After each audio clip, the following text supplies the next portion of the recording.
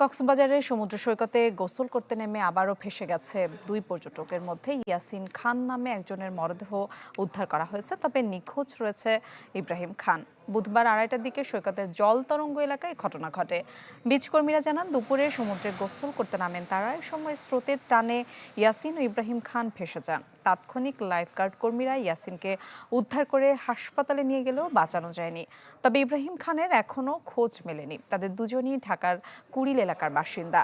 গেল 22 আগস্ট তারা কক্সবাজারে যান। এদিকে এখনও খোঁজ মেলেনি বোট ডুবে নিখোঁজ নিউজিল্যান্ডের নাগরিক এডওয়ার্ডের 16 বছরের ছেলে আলবার্টের। গতকাল নাজিরার টেক মোহনায় ডুবে যায় হাউসবোট আইল্যান্ড কার।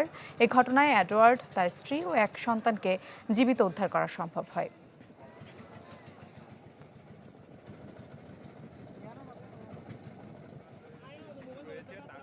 আজ দুপুর 2:30 সময় জল তরঙ্গ থেকে তাদের একটি গ্রুপ নেমেছিল জল তরঙ্গ বরাবর।